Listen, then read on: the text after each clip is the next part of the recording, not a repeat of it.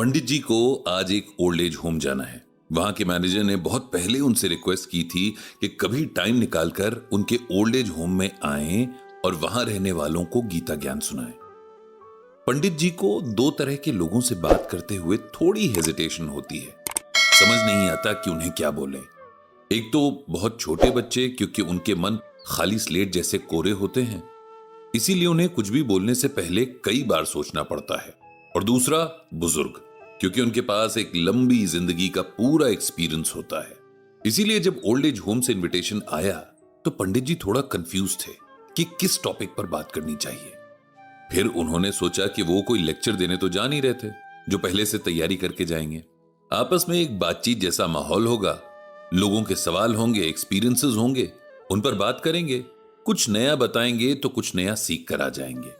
जब पंडित जी old age home पहुंचे तो वहां का माहौल देखकर उन्हें तसल्ली हुई। एकदम किसी बड़ी जॉइंट फैमिली जैसा माहौल था। कुछ बुजुर्ग अखबार पढ़ रहे थे, कुछ आपस में बात कर रहे थे, कोई आराम कर रहा था तो कोई पौधों को पानी दे रहा था। बहुत सारे केयरटेकर्स थे जो सबको उनके कामों में हेल्प कर रहे थे। पंडित जी को मैनेजर वैभव ने रिसीव किया और उन्हें अपने ऑफिस लेकर गया।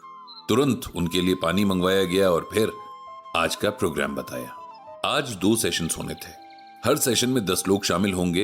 एक सेशन के लिए करीब 1 घंटे का टाइम शेड्यूल किया गया था। पंडित जी को मैनेजर की प्लानिंग ने बहुत इंप्रेस किया। उन्होंने उन लोगों का सेशन पहले रखा था जो बीमार थे, ताकि उन्हें इंतजार न करना पड़े, और टाइम भी इस तरह से रखा था कि उनकी मेडिसिन का शेड्यूल डिस्टर्ब ना हो। बात पूरी करके वैभव ने पंडित जी से कहा कि पंडित जी, अगर ओल्ड एज होम का एक राउंड लेना चाहें तो उसे खुशी होगी। पंडित जी तुरंत मान गए। तो वैभव खुद उन्हें लेकर पूरी फैसिलिटी दिखाने ले गया। बहुत ही साफ सुथरी जगह थी, अच्छा सा गार्डन था और कुछ क्यारियां थीं जिनमें सब्जियां उगाई जाती थीं।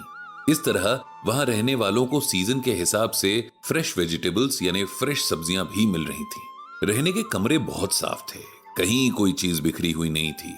एक छोटा सा क्लिनिक भी था जिसमें एक डॉक्टर बैठता था। लाइब्रेरी भी थी और इंडोर आउटडोर स्पोर्ट्स तक की फैसिलिटी थी। वैभव ने पंडित जी के पूछने पर बताया कि यहां रहने वाले लोग बहुत अमीर भी नहीं हैं, बल्कि यहां रहने की कोई फीस फिक्स नहीं है। जिसकी जितनी कैपेसिटी हो वो उतना पे कर सकता है। बाकी का खर्च मैनेजमेंट खुद उठाता है। और मैनेजमेंट में कौन है? जब पंडित जी ने वैभव से पूछा तो वो मुस्कुरा कर रह गया।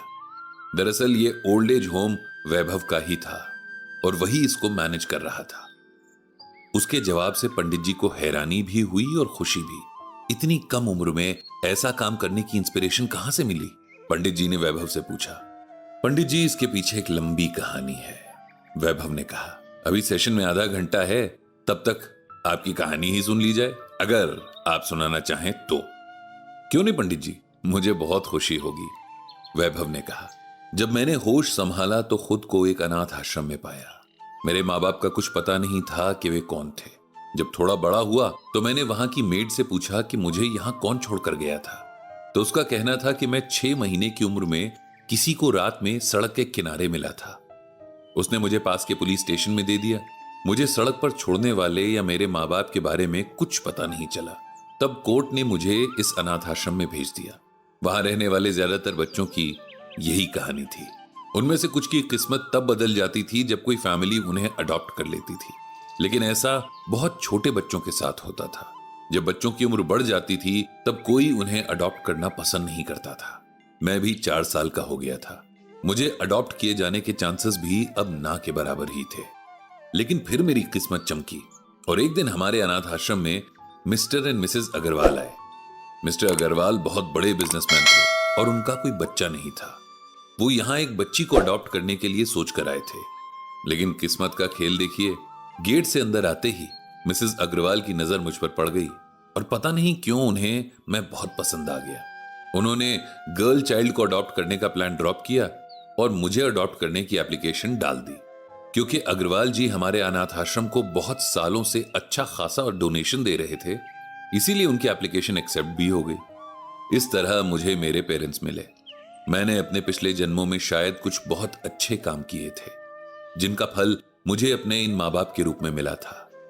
दोनों मुझे बहुत प्यार करते थे, मेरा बहुत ख्याल रखते थे। उन्होंने मुझे अपने साथ एडजस्ट होने के लिए पूरा टाइम दिया। मुझ पर कुछ भी थोपा नहीं गया।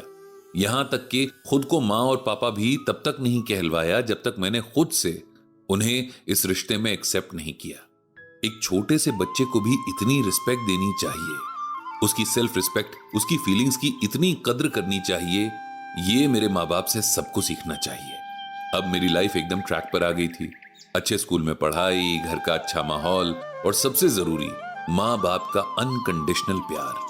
ये सब किसी बच्चे को मिल जाए तो उसके बचपन की फाउंडेशन बहुत स्ट्रांग हो जाती है और फिर उसकी आगे की लाइफ भी बहुत अच्छी रहती है। मैंने अपनी लाइफ में आए इस चेंज को बहुत सीरियसली लिया। मैं कभी भी अपने माँ बाप को दुखी या निराश नहीं करना चाहता था। मैंने मन लगाकर पढ़ाई पूरी की। फिर मेरे फादर ने मुझे हायर स्टडीज के लिए अब्रॉड भेज दिया। 4 साल बाद जब मैं वापस आया तो मेरे फादर ने मुझे उनका बिजनेस ज्वाइन करने या अपने इंटरेस्ट से कुछ भी करने का ऑप्शन दिया। वो जानते थे कि मैं बिजनेस माइंड वाला इंसान नहीं हूं और वो ये भी जानते थे कि उनके एक बार कहने पर ही मैं बिजनेस ज्वाइन तो कर लूंगा, लेकिन कभी खुश होकर काम नहीं कर पाऊंगा। मैं तो हमेशा से सोसाइटी के लिए कुछ करना चाहता था ताकि मेरी तरह और लोगों की लाइफ भी बेहतर हो सके। ये बात मेरे माँ बाप जानते थे और उन्हें इस पर कोई ऑब्जेक्शन भी नहीं था। बिजनेस चलाने की जिम्मेदारी मेरे फादर ने अपनी कंपनी के बोर्ड ऑफ डायरेक्टर्स को सौंप दी और मेरे साथ मिलकर एक ओल्ड एज होम खोलने की प्लानिंग करने लगे। हमने साथ में इसके लिए जमीन देखी, इसका पूरा प्लान बनाया और काम शुरू कर दिया। हम तीनों बहुत खुश थे, लेकिन फिर किस्मत ने अपना खेल दिखाया और एक रोड एक्सीडेंट में मेरे माँ बाप की डेथ हो गई। मैं एक बार फिर से अनाथ हो गया था, लेकिन इस बार मेरे साथ मेरे पेरेंट्स की ब्लेसिंग्स थी। उनका अधूरा छूटा हुआ सपना था और एक विश्वास था कि वे दोनों हमेशा मेरे साथ हैं। इसीलिए मैंने इस ओल्ड एज होम का काम शुरू करवाया और फिर इसे संभालने में लग गया। आज मेरे पास इतना बड़ा परिवार है और इतने सारे पेरेंट्स हैं। यहां रहते हुए हमारी कोशिश रहती है कि हम खुश रहें और अपना समय अच्छे कर्म करते हुए बिताएं। पंडित जी को वैभव से मिलकर बहुत खुशी हो रही थी। हमारी सोसाइटी में ऐसे यंगस्टर्स का होना एक उम्मीद जगाता है कि दुनिया रहने लायक बची रहेगी। उन्होंने वैभव को खूब आशीर्वाद दिया और उसे गीता का ये श्लोक सुनाया। पार्थ नैवेह नामुत्र विनाशस्तस्य विद्यते न हिम कल्याण कृतक श्रीद दुर्गतिम तात गच्छति। भगवान श्री कृष्ण कहते हैं कि जो व्यक्ति निरंतर जन कल्याण के ही कार्य करता रहता है, उसका इस लोक व परलोक में कहीं भी विनाश नहीं होता तथा ऐसा भलाई करने वाला व्यक्ति कभी भी पराजित नहीं होता। इसका सिंपल वर्ड्स में मतलब यह है कि सोसाइटी से हम बहुत कुछ लेते हैं लेकिन लौटाते कुछ नहीं, जबकि एक दूसरे की मदद करना हम सब की रिस्पॉन्सिबिलिटी है। भगवान को वो लोग बहुत प्रिय हैं जो दूसरों की मदद करते हैं। ऐसे लोगों का कभी बुरा नहीं होता। वैभव, आप जो कर रहे हैं वो एक बहुत नेक काम है। भगवान श्री कृष्ण हमेशा आप पर कृपा बनाए रखें। इसके बाद पंडित जी और वैभव सेशन के लिए चले गए।